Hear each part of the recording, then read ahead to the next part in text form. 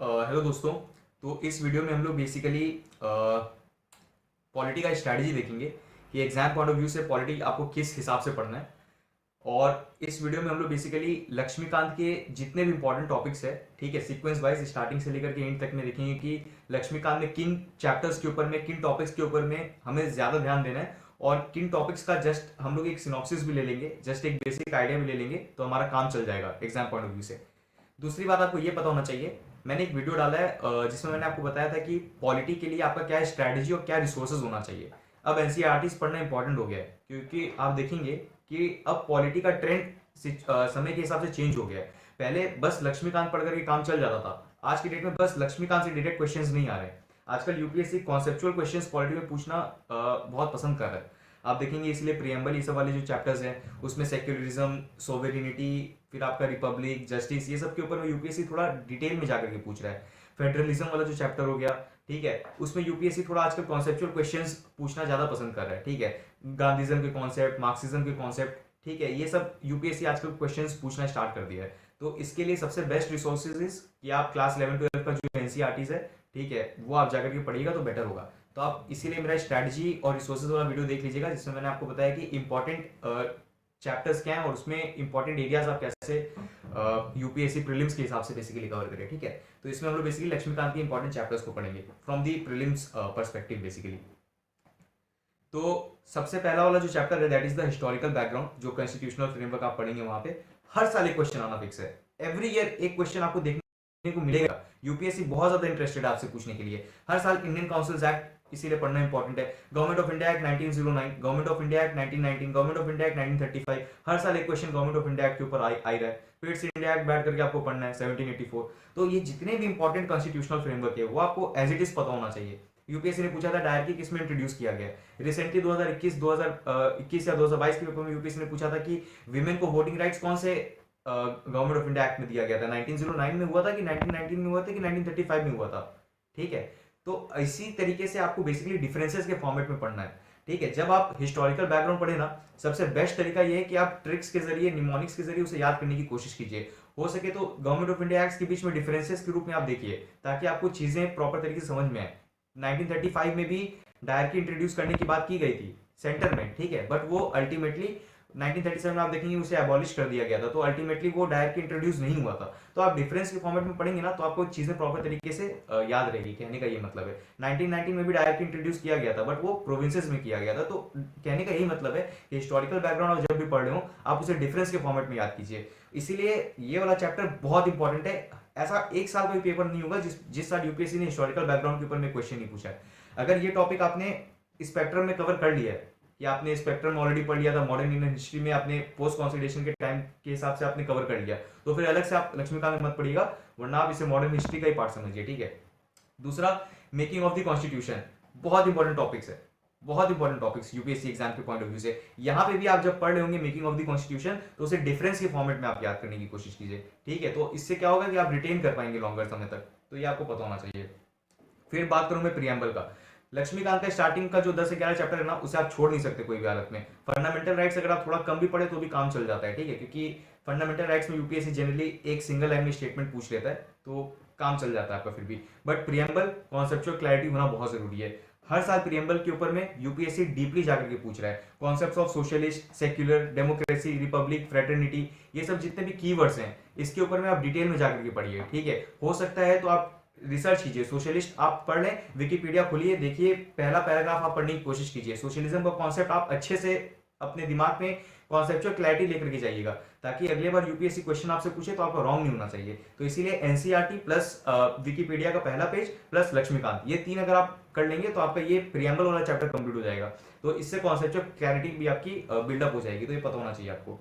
फिर बात करूं यूनियन एंड इट्स टेरिटरी, ठीक है, इसमें आप स्किप भी करते हैं चैप्टर को तो कोई दिक्कत की बात नहीं है, बट इसमें कुछ कुछ चीजें आपको पता होना चाहिए। जैसे स्टार्टिंग के आप जब union and its territory Laxmikanth में पढ़ेंगे तो वहां पे यूपीएससी ये क्वेश्चन पूछ सकता है, आर्टिकल 2, 3, 4 के बीच में आपको डिफरेंस पता होना चाहिए। सिंपल मेजोरिटी से होता है कि स्पेशल मेजोरिटी से होता है, इस चीज के बारे में आपको पता होना चाहिए। ठीक है, ये कॉन्स्टिट्यूशनल अमेंडमेंट है कि नहीं है, ठीक है, मतलब बेसिकली ये कि आप बेसिकली अगर कोई स्टेट को क्रिएट करते हैं, ठीक है, तो वो कॉन्स्टिट्यूशनल अमेंडमेंट कहलाता है कि नहीं कहलाता है, और किस मेजोरिटी से पास की जाती है, सिंपल मेजोरिटी लगता है या फिर स्पेशल मेजोरिटी लगता है, तो ये बात पता होना चाहिए। तो इस तरीके के क्वेश्चंस को आप हैंडल कर पाएंगे एग्जाम पॉइंट ऑफ व्यू से। फिर स्टेट रिऑर्गेनाइजेशन एक्ट, अलग अलग कमिटीज के नेम आपको देखने को मिलेगा, जेवीपी कमिटी, ये सब, ठीक है, जो फॉर्म हुए थे आपका बेसिकली स्टेट रिऑर्गेनाइजेशन एक्ट में, ठीक है, तो वो कमिटीज के बारे में आप पढ़ लीजिएगा। अगर इस टॉपिक को आप पोस्ट कॉन्स्टिट्यूशन इंडिया में पढ़ते हैं तो वहां से स्टेट रिऑर्गेनाइजेशन एक्ट अगर आप पढ़ ले रहे हैं तो फिर आपको लक्ष्मीकांत में करने की जरूरत नहीं है। तो यूनियन एंड इट्स टेरिटरी में ये बात आपको पता होना चाहिए, ठीक है, स्पेशली आर्टिकल 2, 3, 4 का डिफरेंसेस के बीच में आप ध्यान से पढ़िएगा। जब मैं सिटीजनशिप का बात करूं तो सिटीजनशिप चैप्टर अगर आप स्किप करते हो तो कोई दिक्कत की बात नहीं है। सिटीजनशिप में यूपीएससी जनरली अब इंटरेस्टेड नहीं पूछने के लिए। सिटीजनशिप अमेंडमेंट जो आया था आपका रिसेंट वाला, उसे आप करंट अफेयर्स में कवर कर सकते हैं। कोई भी अगर आप बेसिक मैगजीन भी पढ़ते हैं विजन आईएएस या फिर और भी कोई भी इंस्टीट्यूट की, तो उसमें वो लोग अलग से स्टैटिक का भी जो पोर्शन होता है वो दे देते हैं, तो अगर आप वहीं से कवर कर लेंगे तो आपको अलग से लक्ष्मीकांत में सिटीजनशिप पढ़ने की जरूरत नहीं है। पर आपको फिर भी पता होना चाहिए कि सिटीजनशिप के मतलब क्या क्या तरीका है जिससे हम लोग सिटीजनशिप बेसिकली एक्वायर करते हैं, और क्या क्या प्रोसेस है जिससे सिटीजनशिप हम लोग बेसिकली त्याग देते हैं, जैसे renunciation is one of the methods. तो ऐसे करके आपको पता होना चाहिए सिटीजनशिप के बारे में, ठीक है। बाकी फिर आप रिसेंट जो अमेंडमेंट है उसे पढ़िएगा, अलग से आपको कुछ और करने की जरूरत नहीं है। फंडामेंटल राइट्स के बारे में बात करें तो फंडामेंटल राइट्स में कुछ कुछ आर्टिकल्स है जिसे आपको डिटेल में पढ़ना है। एक चीज याद रखिएगा, दिक्कत की बात क्या होती है, लक्ष्मीकांत में अगर आप सबसे बड़ा बल्कि चैप्टर देखेंगे तो आपको फंडामेंटल राइट वाला चैप्टर देखने को मिलेगा, उसके बाद पार्लियामेंट चैप्टर आपको देखने को मिलेगा। Parliament exam point of view से सुपर इंपॉर्टेंट चैप्टर है, हर साल 2-3 क्वेश्चन पार्लियामेंट से आएगा ही आएगा, डैम श्योर है। और फंडामेंटल राइट से यूपीएससी डिटेल में जाकर क्वेश्चन नहीं पूछता है। फंडामेंटल राइट में यूपीएससी एक सिंगल लाइन में आप देखेंगे, बेसिकली पास्ट ईयर पेपर को जब आप इवेलुएट करेंगे कि सिंगल लाइन में यूपीएससी पूछना प्रेफर करता है। जैसे यूपीएससी पूछ लेगा राइट टू मैरी जो है वो कौन से आर्टिकल में आएगा, 19 में आएगा, 21 में आएगा, ऐसे करके यूपीएससी क्वेश्चन पूछ लेता है। जैसे यूपीएससी ने 2020 के पेपर में पूछा था कि राइट टू अनटचेबिलिटी वो कौन से मतलब फंडामेंटल राइट का पार्ट है, राइट टू इक्वालिटी का पार्ट है कि राइट टू कॉन्स्टिट्यूशनल रेमेडीज का पार्ट है। तो कहने का ये मतलब है कि फंडामेंटल राइट में डीपली बैठ करके ऐसा नहीं है कि सब कुछ पढ़े जा रहे एग्जाम पॉइंट ऑफ व्यू से उतना रेलिवेंट नहीं है, but conceptual clarity fundamental rights वाले चैप्टर में बहुत इंपॉर्टेंट है। मैं वही कह रहा हूं बार बार कि आजकल यूपीएससी कॉन्सेप्ट्स पे ज्यादा फोकस कर रहा है, तो जब आप प्रियम्बल पढ़ रहे हो, फंडामेंटल ड्यूटीज पढ़ रहे हो, फंडामेंटल राइट्स पढ़ रहे हो, तो आपको कॉन्सेप्चुअल क्लैरिटी होनी चाहिए, ठीक है।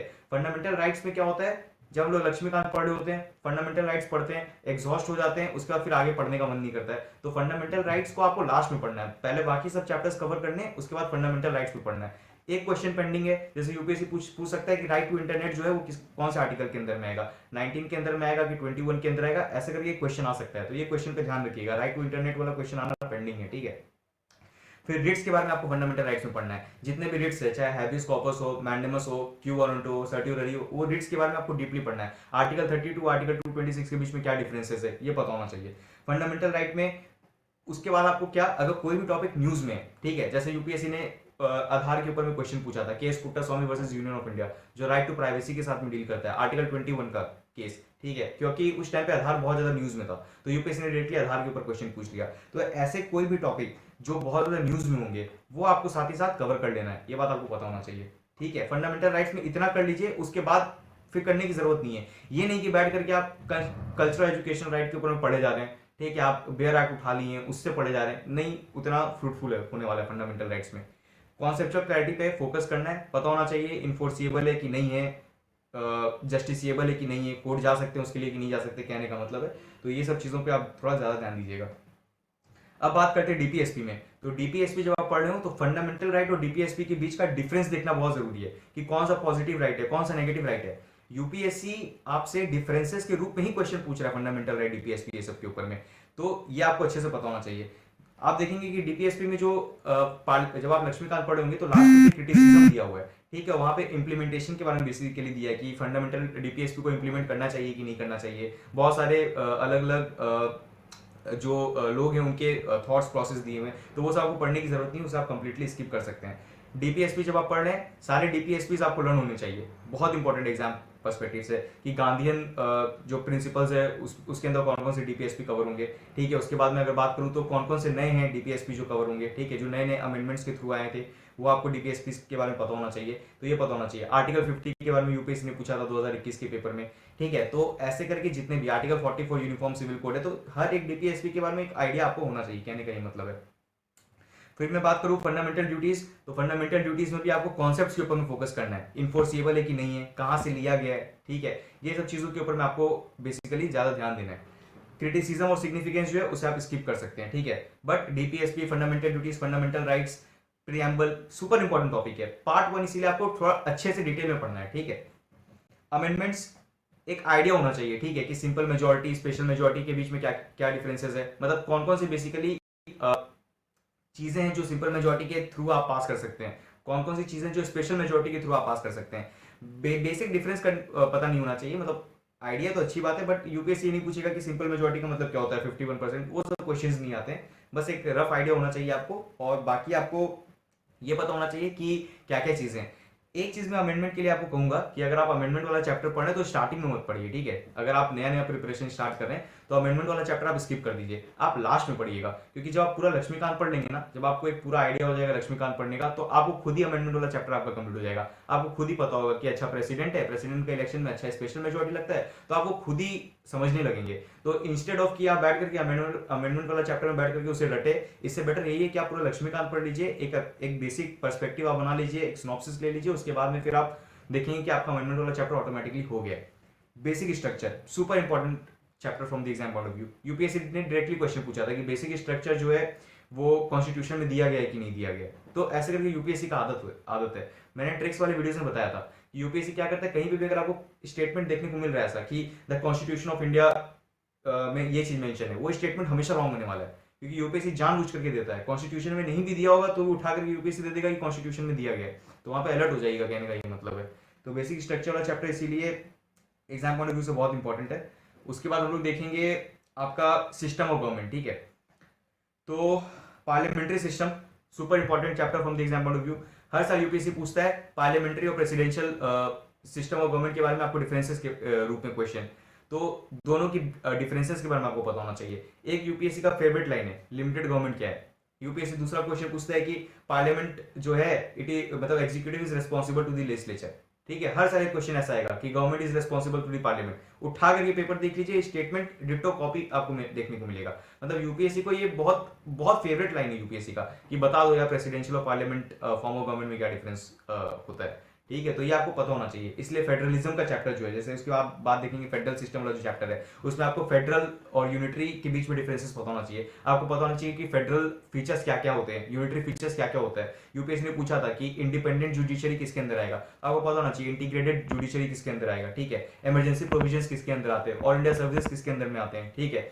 तो बाइकैमरलिज्म का कॉन्सेप्ट क्या है, फेडरल कॉन्सेप्ट है कि यूनिटरी कॉन्सेप्ट है, तो इन सब चीजों के बारे में आपको पता होना चाहिए। तो बैठ करके आप एक लिस्ट बना लीजिएगा, देख लीजिएगा कि क्या क्या फेडरल फीचर्स है, क्या क्या यूनिटरी फीचर्स है, एक क्वेश्चन आपका इसी में से बन जाएगा। दूसरा पार्लियामेंट्री सिस्टम और प्रेसिडेंशियल सिस्टम के बीच में क्या डिफरेंस है, हर साल एक क्वेश्चन आता है, तो इसके बारे में आपको पता होना चाहिए। दूसरा सेंट्रल स्टेट रिलेशनशिप इंपॉर्टेंट है पर बहुत ज्यादा इंपॉर्टेंट भी नहीं है एग्जाम पर्सपेक्टिव से, ठीक है, उसमें आपको क्या चीज के ऊपर फोकस करना है मैं बता रहा हूँ। जो लेजिस्लेटिव और एडमिनिस्ट्रेटिव रिलेशंस है वो पहला पार्ट और सेकंड पार्ट जो है आप देखेंगे उसके ऊपर आप थोड़ा अच्छे से पढ़िएगा। जो पीछे में आप देखेंगे ना बहुत सारे टैक्सेस फैक्सेस के बारे में दिया गया, फाइनेंशियल रिलेशन, वो पढ़ने की जरूरत नहीं है, एग्जाम पॉइंट ऑफ व्यू से इंपॉर्टेंट नहीं है। अगर आपको वही पढ़ना है तो इससे बेटर है कि आप इकोनॉमिक्स में जीएसटी पढ़ लीजिए, क्योंकि जीएसटी का कॉन्सेप्ट नया है, तो यूपीएससी जीएसटी के ऊपर फिर भी आपसे क्वेश्चन पूछ सकता है, ठीक है, कि अल्कोहल जीएसटी के अंदर में कवर है कि नहीं है, स्पिरिट जो होते हैं मोटर स्पिरिट ये सब पेट्रोल ये सब जो है वो जीएसटी के अंदर में आता है कि नहीं आता है, तो वो आप जीएसटी वाले इकोनॉमिक्स में मैंने ऑलरेडी वीडियो डाल दिया है, वो आप कवर कर सकते हैं वहां से। और सेंट्रल स्टेट रिलेशन में आपको लेजिस्लेटिव और एडमिनिस्ट्रेटिव रिलेशन के ऊपर फोकस करना है। फाइनेंशियल रिलेशन अगर इंपॉर्टेंट है तो करंट में कवर होगा तो आप वहां से कवर कर लीजिएगा, फाइनेंशियल रिलेशन वरना टैक्सेस वैक्सेस जो है वो लक्ष्मीकांत से पढ़ने की जरूरत नहीं है।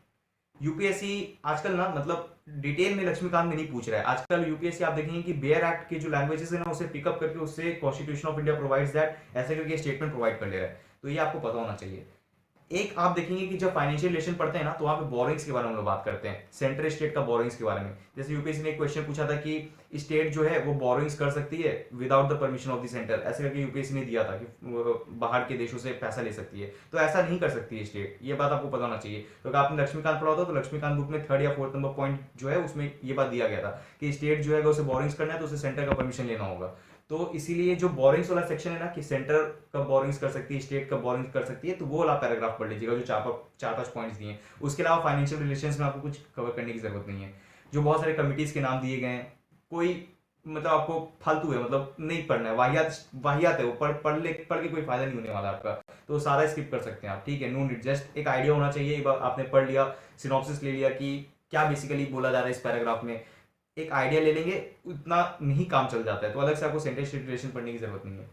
इंटर स्टेट रिलेशन की अगर बात करूँ, सुपर इंपॉर्टेंट है, बहुत इंपॉर्टेंट है। तो इंटर स्टेट काउंसिल्स के बारे में, जोनल काउंसिल्स के बारे में, नॉर्थ ईस्ट काउंसिल्स के बारे में बैठ करके आपको पता होना चाहिए। पता होना चाहिए कौन उसे बेसिकली एडमिनिस्टर करता है, कौन उसे फॉर्म करता है, ठीक है, कौन उसके चेयरपर्सन होते हैं, होम मिनिस्टर का क्या रोल होता है। तो north east council, inter state council आपको अच्छे से पढ़ना है।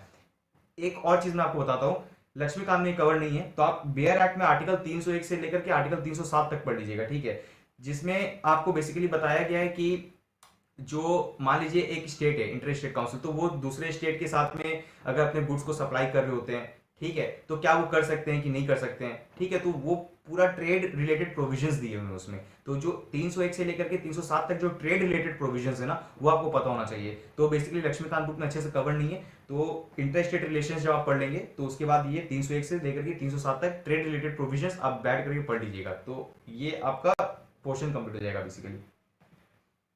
अब मैं बात करूं तो emergency provisions, again super important topic from the exam point of view. दिक्कत की बात यह है कि इमरजेंसी प्रोविजन जो है उसे हम लोग भूल जाते हैं बार बार पढ़ने के लिए। तो इसीलिए सबसे बेस्ट तरीका क्या है कि नेशनल इमरजेंसी, स्टेट इमरजेंसी 356 के अंदर में, और आपका फाइनेंशियल इमरजेंसी 360 के अंदर में, इससे आप डिफरेंस के फॉर्मेट में पढ़ लीजिए। नेशनल इमरजेंसी थोड़ा डिटेल में पढ़ना जरूरी भी होता है, ठीक है, क्योंकि नेशनल इमरजेंसी थोड़ा वाइड है स्टेट और फाइनेंशियल के कंपेरिजन में। स्टेट वाला जो है इमरजेंसी बहुत ज्यादा न्यूज में रहता है, क्योंकि आप देखते रहेंगे कि हर समय गवर्नमेंट कोई ना कोई स्टेट को पकड़ करके, जैसे महाराष्ट्र में हर समय स्टेट इमरजेंसी लगाते रहती है, तो इसीलिए state emergency exam point of view से इंपॉर्टेंट होता है। तो जब आप स्टेट इमरजेंसी पढ़ लें, नेशनल इमरजेंसी पढ़ लें, फाइनेंशियल इमरजेंसी पढ़ लें, बैठ करके आप डिफरेंस के रूप में पढ़िए कि कितना टाइम पीरियड होता है, कितने समय तक लग सकती है, ठीक है, और बेसिकली कौन लगा सकता है, ठीक है, लोकसभा का क्या रोल होता है उसमें, ठीक है, प्रेसिडेंट का क्या रोल होता है उसमें, रिमूवल के टाइम पे नेशनल इमरजेंसी को, स्टेट इमरजेंसी को कौन हटा सकता है। तो ये सब चीजों के बारे में आपको पता होना चाहिए। क्या मेजोरिटी से हटाता है, सिंपल मेजोरिटी लगती है कि स्पेशल मेजोरिटी लगती है। तो इन सब चीजों के बारे में अगर आप डिफरेंस के फॉर्मेट में पढ़ लेंगे ना, कि आपने एक टेबल बनाया, आपने लिख लिया कि अच्छा नेशनल इमरजेंसी में इतना मेजोरिटी लगता है, और जब फाइनेंशियल इमरजेंसी होता है, स्टेट इमरजेंसी होता है, जब हम लोग रिमूव करते हैं तो ये रिमूव कर सकता है, अपॉइंटमेंट के टाइम पे ये अपॉइंट कर सकता है, पार्लियामेंट का इतना टाइम का पीरियड होता है, नेशनल इमरजेंसी इतने समय तक कंटिन्यू करती है। तो ये बेसिक फैक्ट अगर आप कवर कर लेंगे ना डिफरेंस के फॉर्मेट में, तो जब आप रिवाइज करेंगे एग्जाम के टाइम पे तो आपको ज्यादा टाइम नहीं लगेगा रिविजन में। तो इमरजेंसी प्रोविजन इसीलिए पढ़ना बहुत इंपॉर्टेंट है एग्जाम के पॉइंट ऑफ व्यू से दोस्तों। अब हम लोग बेसिकली बात करेंगे आपका, अच्छा, जब आप इमरजेंसी पढ़ लेंगे तो एडीएम जबलपुर का केस भी पढ़ लीजिएगा, ठीक है, ब्लैक डे भी कहा जाता है इसे, तो ये आपको पता होना चाहिए। तो इमरजेंसी प्रोविजन के बारे में हमने बात कर लिया। अब हम लोग सेंट्रल गवर्नमेंट के बारे में बात करेंगे। तो सेंट्रल गवर्नमेंट वाला जो चैप्टर लक्ष्मीकांत का, अनदर मोस्ट इंपॉर्टेंट टॉपिक, हर साल ये पूरे चंक में से 2-3 क्वेश्चन आता ही आता है, ठीक है। तो प्रेसिडेंट वाला chapter super important, vice president, prime minister बहुत इंपॉर्टेंट, आर्टिकल 74, आर्टिकल 75 बैठ करके पढ़ना होगा आपको, ठीक है। प्रेसिडेंट के ऊपर में यूपीएससी ने ऑलरेडी क्वेश्चन पूछा था, ठीक है, कि प्रेसिडेंट जो है इंडिया में बाई बर्थ होता है, और साथ में मतलब और भी कोई तरीके से बाय नेचुरलाइजेशन भी होता है कि नहीं होता है, मतलब इलेक्ट किया जा सकता है कि नहीं किया जा सकता है। तो बेसिकली यूपीएससी ने उसे अमेरिका के प्रेसिडेंट के साथ में डिफरेंस में पूछा था, तो आपको पता होना चाहिए। वाइस प्रेसिडेंट जो है इसलिए इंपॉर्टेंट हो जाता है, प्राइम मिनिस्टर जो है इंपॉर्टेंट हो जाता है, ठीक है। Central council of minister chapter again important chapter. Cabinet committees बहुत इंपॉर्टेंट है। कैबिनेट कमिटीज जब आप पढ़ रहे हैं तो उसमें कुछ कुछ कमिटीज है जिसके ऊपर में आपको ज्यादा ध्यान देना है, ठीक है, जैसे एस्टिमेट्स कमिटी हो गया, पब्लिक अकाउंट्स कमिटी हो गया, ठीक है। तो इन सब चीजों के ऊपर में आप बैठ करके थोड़ा डिटेल में पढ़ लीजिएगा। बाकी सब कमिटीज का एक रफ आइडिया होना चाहिए आपको, ठीक है, बट जो 3-4 इंपॉर्टेंट कमिटीज है उसके बारे में अच्छे से पढ़ लीजिएगा, ठीक है। एक सेकेंड,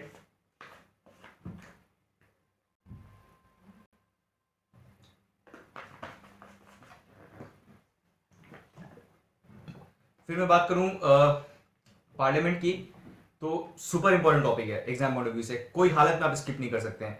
अकेला यही एक चैप्टर है पूरे लक्ष्मीकांत बुक में से जिसमें 2-3 क्वेश्चन हर साल एग्जाम में आते हैं, मतलब पार्लियामेंट चैप्टर, क्वेश्चन आवर, ठीक है, बैठ करके लोकसभा के स्पीकर के बारे में पूछ लिया, राज्यसभा के स्पीकर के बारे में पूछ लिया, इलेक्शन प्रोसेस के बारे में पूछ लिया, बजट वाला जो पोर्शन है ना, बट इसमें जब आप पार्लियामेंट का जो चैप्टर पढ़ेंगे तो वो बजट वाला चैप्टर आप फिर भी स्किप कर सकते हैं, ठीक है, वो एग्जाम पॉइंट ऑफ व्यू से इतना इंपॉर्टेंट नहीं है। बट उसके अलावा जितना भी चीज है, हर चीज डिटेल में आपको पढ़ना है। एडजर्नमेंट मोशन क्या होता है, नो कॉन्फिडेंस मोशन क्या होता है, सेंसर मोशन क्या होता है, मनी बिल क्या होता है आर्टिकल 110 के अंदर में, फाइनेंशियल बिल 1 और फाइनेंशियल बिल 2 में क्या डिफरेंस है। तो जितनी भी चीजें हैं वो पार्लियामेंट वाला चैप्टर में आप कोई भी चीज को छोड़ नहीं सकते, सुपर इंपॉर्टेंट, एडजमेंट साइने डाई क्या होता है, तो हर एक चीज आपको, प्रोरोगेशन क्या होता है, डिटेल में पढ़ना है, कहने का ये मतलब है, ठीक है। फिर पार्लियामेंट्री कमिटीज बहुत इंपॉर्टेंट है, ठीक है, एग्जाम पॉइंट ऑफ व्यू से। फिर पार्लियामेंट्री फॉरम्स जो है, बस आपको कॉम्पोजिशन पढ़ना है, पार्लियामेंट्री फॉरम्स आपको डिटेल में जाकर के नहीं पढ़ना है। पार्लियामेंट्री ग्रुप्स जो है वो भी डिटेल में नहीं पढ़ना है, बस आपको कॉम्पोजिशन पढ़ना है, ठीक है, कि पार्लियामेंट्री ग्रुप्स में कौन कौन आते हैं, कौन उसका चेयरमैन होता है, कितने टाइम पीरियड के लिए होता है, एक साल के लिए बनता है कि कितने टाइम पीरियड के लिए होता है, तो ये आपको पता होना चाहिए। उसमें आईपीजी के बारे में आप पढ़ेंगे, वो आईपीजी के बारे में आपको पता होना चाहिए। उसके अलावा पार्लियामेंट्री ग्रुप पूरा स्किप कर दीजिए, पढ़ने की जरूरत नहीं है। पार्लियामेंट्री फॉरम कॉम्पोजिशन के अलावा कुछ पढ़ने की जरूरत नहीं है। तो पार्लियामेंट्री कमिटी से लेकर के ये जो पार्लियामेंट्री फॉरम, पार्लियामेंट्री ग्रुप्स है ना, हार्डली एक मतलब आधा एक पन्ना का नोट्स है और कुछ नहीं है। तो ये 3 चैप्टर में कुछ पढ़ने लायक है ही नहीं, बात ध्यान रखिएगा। बस एक छोटा सा आईपीजी का कॉन्सेप्ट है जो आप पढ़ लीजिएगा, उसके अलावा कुछ पढ़ने की जरूरत नहीं है। पार्लियामेंट पर बहुत इंपॉर्टेंट चैप्टर है, ठीक है। President, vice president, prime minister, ये सबको आप स्किप नहीं कर सकते हैं। Supreme court again important chapter from the exam point of view, बहुत इंपॉर्टेंट है। दूसरी बात दोस्तों, जब आप सेंट्रल गवर्नमेंट अगर आपने अच्छे से पढ़ लिया ना, तो स्टेट गवर्नमेंट आपका फटाफट रिवाइज हो जाता है। तो मैं क्या करता था जनरली, जैसे मैं अब मुझे रिविजन करना है, तो मैं क्या करूंगा, सेंट्रल गवर्नमेंट मैंने इतना बार पढ़ लिया है कि मैं स्टेट गवर्नमेंट ही डायरेक्टली उठाता हूँ और उसे रिवाइज कर लेता हूँ। तो इससे क्या होता है, स्टेट गवर्नमेंट भी रिवाइज हो जाता है, साथ साथ सेंट्रल गवर्नमेंट भी रिवाइज हो जाता है। तो ये एक बेनिफिट होता है, ठीक है। तो सेंट्रल गवर्नमेंट में इसलिए आप थोड़ा ज्यादा टाइम स्पेंड कीजिएगा, 2-4 दिन 5 दिन एक्स्ट्रा टाइम स्पेंड कीजिएगा। आप ये मान करके चलिएगा कि सेंट्रल गवर्नमेंट पढ़ने के साथ साथ आपका स्टेट गवर्नमेंट भी प्रिपेयर हो गया, ठीक है। फिर सुप्रीम कोर्ट आपको अच्छे से पढ़ना है, जुडिशियल रिव्यू आपको अच्छे से पढ़ना है, ठीक है। जुडिशियल रिव्यू जब भी आप पढ़ेंगे उसके साथ में पीआईएल भी पढ़ लीजिएगा साथ ही साथ, तो आपका दोनों कॉन्सेप्ट एक ही साथ में क्लियर हो जाएगा, ठीक है। जुडिशियल रिव्यू, जुडिशियल एक्टिविज्म और जुडिशियल रिस्ट्रेंट, पीआईएल जो मैंने आपको कहा, ये चारों को एक ही साथ में पढ़िएगा। छोटे छोटे कॉन्सेप्ट है। जुडिशियल एक्टिविज्म 10 मिनट का कॉन्सेप्ट है, कुछ पढ़ने लायक ही नहीं। जुडिशियल रिस्ट्रेंट भी जो है 5-10 मिनट का कॉन्सेप्ट है, बस मीनिंग पता होना चाहिए, डिटेल में पढ़ने की जरूरत नहीं है। ये नहीं कि आप बैठ करके पूरा रिसर्च किए जा रहे हैं कि जुडिशियल एक्टिविज्म कैसे चल रहा है, क्या क्या केसेस है सुप्रीम कोर्ट के, नहीं है एग्जाम पॉइंट ऑफ व्यू से रिलेवेंट। जुडिशियल रिस्ट्रेंट नहीं आने वाला आपसे, केस स्टडीज नहीं पूछने वाला यूपीएससी। पीआईएल जो है उसके बारे में तब भी आपको अच्छे से पता होना चाहिए, क्योंकि पीआईएल आजकल बहुत ज्यादा न्यूज में भी रहता है। पीआईएल को हम लोग सोशल इंटरेस्ट लिटिगेशन भी कहते हैं, एसआईएल भी कहते हैं, ठीक है। तो सोशल एक्शन लिटिगेशन भी कहा जाता है, एसएएल भी कहते हैं, तो अलग अलग चीजें हैं, ठीक है। तो पता होना चाहिए आपको पीआईएल के बारे में। और जुडिशियल रिव्यू बहुत इंपॉर्टेंट कॉन्सेप्ट है, यूपीएससी ने पूछा भी था कि जुडिशियल रिव्यू, अगेन वही क्वेश्चन पूछा था, कॉन्स्टिट्यूशन ऑफ इंडिया में जुडिशियल रिव्यू दिया हुआ है। अब कहीं पे भी कॉन्स्टिट्यूशन ऑफ इंडिया दिया तो स्टेटमेंट ही रॉन्ग हो जाता है, जैसा कि मैंने आपको बताया, अगर आप ट्रिक यूज करते हैं तो। वरना जुडिशियल रिव्यू जो है बहुत इंपॉर्टेंट टॉपिक है एग्जाम पॉइंट ऑफ व्यू से, बात पता होना चाहिए। अच्छा, वही मैं कह रहा हूँ कि मान लीजिए आपने सेंटर अगर अच्छे से पढ़ा है ना, if done centre in detail, तो स्टेट बहुत इजी है, फिर स्टेट में आपको ज्यादा टाइम स्पेंड करने की जरूरत नहीं है। तो सेम कॉन्सेप्ट है, गवर्नर, सीएम, वही स्टेट काउंसिल ऑफ मिनिस्टर, फिर आपका स्टेट लेजिस्लेचर हो गया, हाई कोर्ट, सबऑर्डिनेट कोर्ट्स। जब आप सबऑर्डिनेट कोर्ट्स पढ़ रहे होते हैं तो बेसिकली आप नालसा के ऊपर में ज्यादा फोकस कीजिएगा, क्योंकि नालसा बहुत ज्यादा न्यूज में भी रहता है। यूपीएससी एग्जाम में पूछ सकता है कि who is the patron in chief of NALSA, तो पता होना चाहिए कौन होते हैं, ठीक है। तो नालसा का कॉन्सेप्ट पता होना चाहिए। ग्राम न्यायालय जो है यूपीएससी ने ऑलरेडी एक बार क्वेश्चन पूछा था, बट ये भी बहुत ज्यादा न्यूज में है, ठीक है। तो ये भी आपको पता होना चाहिए। सिविल केसेस भी ट्राई कर सकते हैं, क्रिमिनल केसेस भी ट्राई कर सकते हैं, पीटी केसेस भी ट्राई कर सकते हैं। तो ऐसा करके यूपीएससी क्वेश्चन आपसे पूछ सकता है, ऑलरेडी यूपीएससी ने पूछा भी था। तो ग्राम न्यायालय जो है वो बहुत important exam point of view से। लोक अदालत के बारे में आपको पता होना चाहिए, नया कॉन्सेप्ट है, नया इमर्जिंग कॉन्सेप्ट है, आइडिया होना चाहिए, इसीलिए important exam point of view से। जम्मू कश्मीर का जो स्पेशल स्टेटस वाले जो चैप्टर है जम्मू कश्मीर का, पढ़ने की जरूरत नहीं है। आर्टिकल 370 जो है हटने के बाद में अब नहीं मैटर करता है, ठीक है। पूरा स्किप कर दीजिए, कभी जिंदगी में क्वेश्चन नहीं आने वाला है। अगर बहुत ज्यादा करंट अफेयर्स में है तब उस टाइम पे आप करंट अफेयर्स से कवर कर लीजिएगा, अलग से आपको बैठ करके पढ़ने की जरूरत नहीं है। Special status for some states, जो नॉर्थ ईस्ट वाली स्टेट है ना, जो आपका basically special status for some state, जिसमें कुछ कुछ स्टेट्स के बारे में दिया गया है, तो उसमें जो नॉर्थ ईस्ट वाली स्टेट है उसके ऊपर में आप ज्यादा फोकस कीजिएगा कि मणिपुर का क्या स्पेशल स्टेटस है। तो ये क्या हुआ था कि आर्टिकल 370 हटने के बाद में बहुत ज्यादा न्यूज में आने लगा था, क्योंकि जो नॉर्थ ईस्ट वाले कुछ कुछ राज्य उन्हें लग रहा था कि हमारे साथ भी ऐसा हो सकता है, ठीक है। तो इसीलिए ये वाला जो एरिया आपको कवर करना इंपॉर्टेंट हो जाता है एग्जाम पॉइंट ऑफ व्यू से। फिर लोकल गवर्नमेंट के बारे में हम लोग बात करेंगे, पंचायती राज, पेशा, municipalities, super important exam point of view से, छोड़ ही नहीं सकते आप लोकल गवर्नमेंट का टॉपिक। तो पंचायती राज जब आप पढ़ रहे हैं उसमें पेशा जो हो गया, ठीक है, पंचायत एक्सटेंशन जो शेड्यूल एरियाज एक्ट है उसे आपको अच्छे से पढ़ना है। उसके बाद म्यूनिसिपैलिटी वाला चैप्टर वो अच्छे से पढ़ना है। जब म्यूनिसिपैलिटी वाला चैप्टर आप पढ़ेंगे आप देखेंगे बहुत सारे कमिटीज का नाम दिया हुआ है वहाँ पे, कि थंगटन कमिटी जो है, गढ़गिल कमिटी है, अलग अलग किस हिसाब से म्यूनिसिपैलिटी बेसिकली डेवलप किए गए हैं, नहीं पढ़ने की जरूरत है एग्जाम पॉइंट ऑफ व्यू से। नहीं आने वाला है। कमिटी की नाम पता होना चाहिए कि बलवंत राय मेहता कमिटी है, उसमें बेसिकली 3 टियर सिस्टम के बारे में बात किया गया था, अशोक मेहता में 2 टियर सिस्टम के बारे में बात किया गया था। ये सब चीजों के बारे में आपको पता होना चाहिए। डिटेल में ये नहीं कि एक एक प्रोविजन बैठ करके पढ़ रहे हैं कि अच्छा इसमें इलेक्शन मशीनरी के बारे में बात किया गया था, वो सब नहीं आने वाला एग्जाम पॉइंट ऑफ व्यू से। हर कमिटी में जो मोस्ट इंपॉर्टेंट पॉइंट है वो पूछा जाएगा। डेमोक्रेटिक डिसेंट्रलाइजेशन का कॉन्सेप्ट जैसे यूपीएससी ने पूछा था, किसने सजेस्ट किया, ऐसे करके क्वेश्चन आ सकता है। ये नहीं कि बैठ करके डीपली आप सब कुछ पढ़े जा रहे हैं, नहीं important exam point of view से, ये बात पता होना चाहिए आपको। फिर 73rd और 74th अमेंडमेंट को, उसको आपको डिटेल में पढ़ना है, वो आप स्किप नहीं कर सकते हैं। उसमें जो स्पेशल प्रोविजंस है वो भी आपको डिटेल में पढ़ना है। पेशा एक्ट के बारे में आपको अच्छे से पढ़ना है, बट उसके अलावा फिर आपको कुछ पढ़ने की जरूरत नहीं है। Union territories and special areas, इसमें यूटीज के बारे में अच्छे पता होना चाहिए आपको। Scheduled area, tribal area, difference के फॉर्मेट में पढ़िए, ठीक है। अगर आप डिफरेंस के फॉर्मेट में scheduled area, tribal area, fifth schedule और 6th शेड्यूल को कवर करते हैं, तो आपको फिर प्रॉपर तरीके से चीजें समझ में आने लगेगी कि गवर्नर जो है वो एडमिनिस्टर करता है। एक जगह पे आप देखेंगे प्रेसिडेंट जो बेसिकली एरिया को एक्सटेंड करता है। तो ये सब के बीच में आपको जो डिफरेंसेस है वो पता होना चाहिए, ठीक है। डिफरेंस के रूप में याद कीजिएगा, दिक्कत नहीं होगा। फिर इसके बाद हम लोग कॉन्स्टिट्यूशनल बॉडीज देखेंगे। तो कॉन्स्टिट्यूशनल बॉडीज में इलेक्शन कमीशन, यूपीएससी, एसपीएससी। आप देखेंगे कि इलेक्शन कमीशन जो यूपीएससी को बहुत ज्यादा पसंद है पूछने के लिए, ठीक है। हर साल तो नहीं, बट आप देखेंगे 3-4 साल में एक बार इलेक्शन कमीशन के ऊपर में कोई एक स्टेटमेंट के ऊपर यूपीएससी स्टेटमेंट बनाकर क्वेश्चन पूछ लेता है, ठीक है। जैसे आप देखेंगे कि 2021 के पेपर में यूपीएससी पूछा था कि एक पर्सन जो है वो एलिजिबल है वोट करने वाला, वो 6 महीना तक बिना एमपी या एमएलए बने भी बेसिकली मिनिस्टर बन सकता है, ऐसा करके एक स्टेटमेंट यूपीएससी ने पूछा था। तो वो जो छोटे छोटे कॉन्सेप्ट है ना, अगर आप इलेक्शन कमीशन वाला चैप्टर, पार्लियामेंट वाला जो एलिजिबिलिटी आप वो बेसिकली इलेक्शन का पढ़ेंगे कि कौन कौन एलिजिबल है वोट करने के लिए, वो सब एरिया अगर आप कवर कर लेंगे तो आपका ये टॉपिक कंप्लीट हो जाएगा।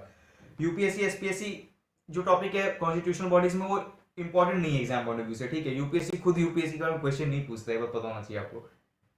फाइनेंस कमीशन आर्टिकल 280 पढ़ना है एग्जाम पॉइंट ऑफ व्यू से। फाइनेंस कमीशन बहुत इंपॉर्टेंट टॉपिक है, ठीक है। तो finance commission, election commission, CAG जो वॉच डॉग्स हैं बेसिकली, ठीक है, वो सब के बारे में आपको अच्छे से पता होना चाहिए। वो सब कॉन्स्टिट्यूशनल बॉडीज में बहुत इंपॉर्टेंट है। National commission for SC STs, linguistic minorities, या स्किप कर सकते हैं। बट मान लीजिए इसमें से कुछ ऐसा कोई टॉपिक है जो बहुत ज्यादा न्यूज में, मान लीजिए उस साल के करंट अफेयर्स में बहुत ज्यादा न्यूज में, तो फिर आप नेशनल कमिटीज जो कमीशन पढ़ेंगे एससी एसटीज का, लिंग्विस्टिक माइनॉरिटीज का, उस टाइम पे आप पढ़ लीजिएगा। बट अगर न्यूज में नहीं है ना एक साल का, तो आप स्किप कर सकते हैं। कॉन्स्टिट्यूशनल बॉडीज में आपको पढ़ने की जरूरत नहीं है। कैग पढ़ना बहुत इंपॉर्टेंट है, अटर्नी जनरल पढ़ना बहुत इंपॉर्टेंट है, ठीक है। एडवोकेट जनरल चाहे तो आप थोड़ा स्किप कर सकते हैं, बट अगर आपने अटर्नी जनरल पढ़ा है तो एडवोकेट जनरल फिर पढ़ने लायक है ही नहीं, मतलब वो तो डिफेंस के फॉर्मेट में आप कंप्लीट कर लेंगे। और बहुत छोटा छोटा टॉपिक है ये कॉन्स्टिट्यूशनल बॉडीज। कॉन्स्टिट्यूशनल बॉडीज को पढ़ने का सबसे आसान तरीका है डिफरेंस के रूप में उसे पढ़ना, ठीक है। कि आप एक पे पढ़ना लीजिए, उसमें आप election commission, UPSC, SPSC, CAG, और फिर आपका ये अटर्नी जनरल, एडवोकेट जनरल, ऐसे करके आप स्केल से खींच करके आप डिफरेंस के फॉर्मेट बना लीजिए। एक पन्ना में आपका पूरा कॉन्स्टिट्यूशनल बॉडीज का नोट कवर हो जाएगा। मैं वो व्योदम आईएएस के टेलीग्राम चैनल पे डाल दे रहा हूँ, आप वहां से जा करके आप मेरा नोट्स डाउनलोड कर सकते हैं। और ये कॉन्स्टिट्यूशनल बॉडीज और जितने भी इंपॉर्टेंट टॉपिक्स है ना, जो जिसमें प्रॉब्लम होती है बेसिकली, या फिर रिसोर्सेज का कमी होता है, तो उसके ऊपर मैं वीडियो बना करके डाल दूंगा ताकि आपको प्रॉब्लम नहीं हो, ठीक है। और आप उसे फॉलो करके आप अपने नोट्स को अपडेट कर सकते हैं अगर आपने अपने नोट्स को अपडेट नहीं किया तो। इसके बाद नॉन कॉन्स्टिट्यूशनल बॉडीज में नीति आयोग इंपॉर्टेंट है, ठीक है, क्योंकि यूपीएससी मेंस में इकोनॉमिक्स में क्वेश्चन आया था नीति आयोग के ऊपर में, तो नीति आयोग आप पढ़ लीजिएगा, ठीक है। वाइस चेयरमैन कौन होते हैं, चेयरमैन कौन होते हैं, प्राइम मिनिस्टर होते हैं, ठीक है। तो ये सब आपको पता होना चाहिए। ह्यूमन राइट्स कमीशन के बारे में थोड़ा बहुत आइडिया होना चाहिए। अगेन नॉन कॉन्स्टिट्यूशनल बॉडीज के बारे में भी मैं यही कहूंगा कि अगर न्यूज में वो चीज कवर है ना, एक साल अगर आप देखेंगे, 1-1.5 साल 2 साल से न्यूज में बहुत ज्यादा मान लीजिए ह्यूमन राइट्स कमीशन के बारे में आ रहा है, या फिर न्यूज में बहुत ज्यादा मेंशन है, तो फिर उसे आप डिटेल में पढ़िएगा, वरना जस्ट एक आपको सिनॉप्सिस लेना है, ठीक है। लोकपाल लोकायुक्ता एक कॉन्सेप्ट नया है, इमर्जिंग कॉन्सेप्ट है, तो ये इसके ऊपर थोड़ा अच्छे से ध्यान दीजिएगा। अदर कॉन्स्टिट्यूशनल बॉडीज में कोऑपरेटिव सोसाइटीज आपको अच्छे से पढ़ना है, ठीक है। जो ऑफिशियल लैंग्वेज है उसके बारे में आपको अच्छे से पता होना चाहिए। आर्टिकल 343 में आप पढ़ लीजिएगा, हिंदी देवनागरी स्क्रिप्ट आपने पढ़ा भी होगा, तो थोड़ा बहुत आपको ऑफिशियल लैंग्वेज के बारे में आइडिया होना चाहिए। पब्लिक सर्विसेज आप पढ़ेंगे, ठीक है, तो उस टाइम पे आप डॉक्ट्रिन ऑफ प्लेजर और उसके जो एक्सेप्शंस दिए हैं उसके बारे में आपको अच्छे से पता होना चाहिए। आर्टिकल 311, ठीक है, जो डॉक्ट्रिन ऑफ प्लेजर एक्सेप्शंस है, ठीक है, तो उसके बारे में अच्छे से पता होना चाहिए। आजकल यूपीएससी क्या कर रहे हैं ना, डॉक्ट्रिन्स पूछना स्टार्ट किया है, ये नया ट्रेंड आया यूपीएससी में आजकल कि डॉक्ट्रिन्स पूछना स्टार्ट कर दिया है। यूपीएससी मेंस में क्वेश्चन आया था डॉक्ट्रिन ऑफ हार्मोनियस कंस्ट्रक्शन के ऊपर में, तो इस तरीके के क्वेश्चन आजकल यूपीएससी पूछना पसंद कर रहा है। तो जितने डॉक्ट्रिन्स है मैं सारा एक वीडियो बनाऊंगा जिसमें जितने भी इंपॉर्टेंट डॉक्ट्रिन्स है, चाहे doctrine of pith and substance हो गया, डॉक्ट्रिन ऑफ हार्मोनियस कंस्ट्रक्शन हो गया, या फिर डॉक्ट्रिन ऑफ आपका एक्लिप्स है, या फिर डॉक्ट्रिन ऑफ ये आपका प्लेजर हो गया, तो सारे डॉक्ट्रिन्स में बना करके डाल दूंगा उस वीडियो को। तो उसे आप देख करके अपना डॉक्ट्रिन्स वाला पोर्शन कंप्लीट कर सकते हैं। आधा घंटा का वीडियो होगा, सब कुछ सारे डॉक्ट्रिन्स कवर हो जाएंगे, तो उतना कुछ देखने की दिक्कत नहीं है। जनरली डॉक्ट्रिन्स में UPSC with respect to article 246 पूछना पसंद करता है, ठीक है, तो उसके ऊपर ज्यादा फोकस होना चाहिए। अब जैसे डॉक्ट्रिन ऑफ एक्लिप्स ये सब जो है, जो आर्टिकल 12, 13 ये सब में कवर है, इसके ऊपर यूपीएससी जनरली क्वेश्चन नहीं पूछेगा, बट फिर भी सारे डॉक्ट्रिन्स पढ़ना हम अपने एम से कुछ भी छोड़ नहीं सकते, कहने का ये मतलब है। तो पब्लिक सर्विसेज में आप डॉक्ट्रिन ऑफ प्लेजर, उसके एक्सेप्शंस आपको पता होना चाहिए। ट्रिब्यूनल्स वापस बहुत इंपॉर्टेंट टॉपिक है, जिसमें एडमिनिस्ट्रेटिव ट्रिब्यूनल आर्टिकल 323A और आर्टिकल कैट, जिसमें आपने सुना होगा जो सेंट्रल एडमिनिस्ट्रेटिव ट्रिब्यूनल्स ये सब बनाए जाते हैं, और एक होता है जो ट्रिब्यूनल अदर मैटर्स के लिए बनते हैं। तो आर्टिकल 323A और आर्टिकल 323B, इसके बीच में क्या डिफरेंस है, इसके बारे में आपको अच्छे से पता होना चाहिए। इसके अलावा अदर कॉन्स्टिट्यूशनल बॉडीज पूरा छोड़ दीजिए, कुछ पढ़ने की जरूरत नहीं है, इतना कर लीजिएगा। अदर कॉन्स्टिट्यूशनल बॉडीज और कोई भी क्वेश्चन नहीं आने वाला है, ये मैं 110% बता रहा हूँ।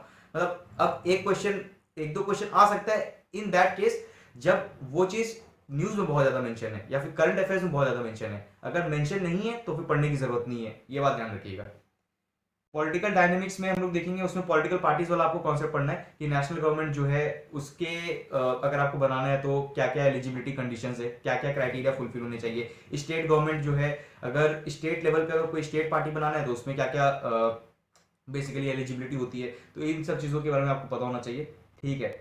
एंटी डिफेकेशन लॉ के बारे में पढ़ना है, super important topic. Again anti defecation law UPSC का बहुत इंपॉर्टेंट टॉपिक है, तो उसके अमेंडमेंट्स कौन से साल में आया, क्या अमेंडमेंट है, ठीक है। एंटी डिफेकेशन लॉ कभी हुआ है कि नहीं हुआ है, ठीक है। तो इन सब चीजों के बारे में आपको अच्छे से पता होना चाहिए। ऐसे जब आप पार्लियामेंट चैप्टर पढ़ेंगे, तो जब आपने लोकसभा स्पीकर पढ़ा होगा तो उधर भी एंटी डिफेकेशन लॉ दिया हुआ है, बट इसी उतने से काम नहीं हो रहा है, ठीक है। तो एंटी डिफेकेशन लॉ को अच्छे से पढ़ लीजिएगा, लक्ष्मीकांत नहीं दिया हुआ है, तो इस टॉपिक को छोड़ करके मत जाइएगा। बाकी सब छोड़ दीजिए, कुछ पढ़ने की जरूरत नहीं है।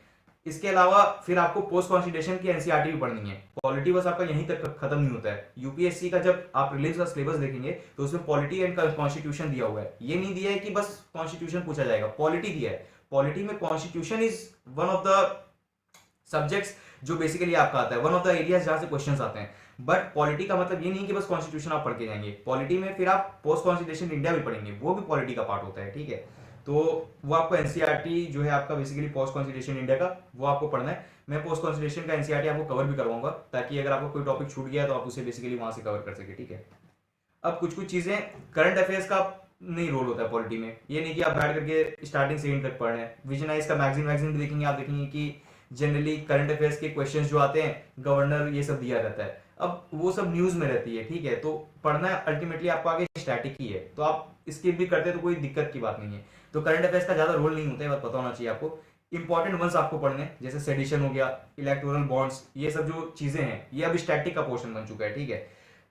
फिर आपका delimitation commission, super important topic. ये डिलिमिटेशन कमीशन तो मतलब स्टैटिक का ही पोर्शन है, इसे तो करंट अफेयर्स कहा भी नहीं जाएगा, ठीक है। सेडिशन 124A के अंदर में कवर है। केदारनाथ सिंह वाला केस है, वो पता होना चाहिए आपको। इलेक्टोरल बॉन्ड्स जो है अगेन न्यूज में रहता है। फिर आपका एलसीआई जो है उसके बारे में आपको पता होना चाहिए। एलसीआई मतलब लॉ कमीशन ऑफ इंडिया, ठीक है। ये अगेन आपको पता होना चाहिए कि स्टैट्यूटरी बॉडी है कि नॉन स्टैट्यूटरी बॉडी है, ठीक है। कितना साल का टर्म होता है, कौन इसके चेयरपर्सन होते हैं, चेयरमैन होते हैं, तो इन सब चीजों के बारे में आपको आइडिया होना चाहिए। पोस्ट कॉन्स्टिट्यूशन एनसीईआरटी अगेन मैंने बता दिया, बहुत इंपॉर्टेंट है। और सारे डॉक्ट्रिन्स जो है वो मैं कंप्लीट करवाऊंगा आपका। Doctrine of colourable legislation, harmonious construction, eclipse, operate and substances, जितने भी है वो सब। इतना करने के बाद में पॉलिटी आपका 110% कंप्लीट हो जाएगा। रीजन मीन दोस्तों, एग्जाम में 2 ही 3 सब्जेक्ट्स है जिसके ऊपर क्वेश्चंस आप आग बंद करके मार्क कर सकते हो और आपको राइट होगा। वो पॉलिटी हो गया, इकोनॉमिक्स हो गया, ज्योग्राफी हो गया। यहाँ पे क्वेश्चंस आपके रॉन्ग नहीं होने चाहिए। इसके अलावा हिस्ट्री बहुत रैंडम है, क्वेश्चंस आप कितने ही पढ़ लीजिए एग्जाम में रॉन्ग करके आएंगे। इन्वायरमेंट के भी क्वेश्चंस आजकल एग्जाम में रॉन्ग हो जाते हैं, ठीक है। साइंस एंड टेक में यूपीएससी एप्लीकेशन वाला क्वेश्चन में तो ऑल ऑफ द अबव होता है, बट उसके अलावा जो क्वेश्चंस पूछता है वहां पे भी रॉन्ग होने का प्रोबेबिलिटी बहुत हाई है। तो पॉलिटी ही एक ऐसा सेवियर है, ठीक है। इसीलिए जब भी मैं पेपर अटेंड करता हूँ या फिर मैं जब एग्जाम देता हूँ, तो उस केस में मैं क्या करता हूँ कि हमेशा मैं स्टार्ट करता हूँ पॉलिटी वाले सेक्शन से, क्योंकि मुझे पता है कि पॉलिटी एक ऐसा सब्जेक्ट है जहाँ पे मैं शॉर्ट क्वेश्चन मार्क करूंगा और मेरा रॉन्ग नहीं होगा। तो इसीलिए पॉलिटी आपको अच्छे से प्रिपेयर करना है। इतना टॉपिक्स कर लीजिए, इसके अलावा पॉलिटी का कोई भी क्वेश्चन आपका रॉन्ग नहीं होगा, इतना आपको पता होना चाहिए। अगर आपको इसका नोट्स डाउनलोड करना है तो आप व्योदम आईएएस के टेलीग्राम चैनल पे जा करके ज्वाइन करके आप जितने भी मैंने इकोनॉमिक्स के, पॉलिटी के नोट्स है, हिस्ट्री के कुछ इंपॉर्टेंट नोट्स है वो डाल दिए, तो आप वहां से जाकर के डाउनलोड कर सकते हैं। और इसी के साथ हम बाकी ऐसे स्ट्रैटेजी वीडियोस बनाएंगे जिसमें मैं आपको बताऊंगा कि कौन कौन से इंपॉर्टेंट एरियाज आपको कवर करने हैं, ताकि उतना कम से कम आप छोड़ करके नहीं जाए, ठीक है। स्टैटिक ही अल्टीमेटली गेम चेंजर होता है प्रीलिम्स का, याद रखिएगा। ज़्यादा करंट अफेयर्स पढ़ने का भी कोई फायदा नहीं होता है। अगर आपका स्टैटिक स्ट्रांग है आप प्रीलिम्स क्लियर कर लेंगे, और अगर आपका स्टैटिक स्ट्रांग नहीं है तो फिर आप प्रीलिम्स नहीं क्लियर कर पाएंगे, बस पता होना चाहिए आपको। इसीलिए तो ठीक है, हम लोग फिर मिलते हैं दूसरे वीडियो में दोस्तों। Thank you.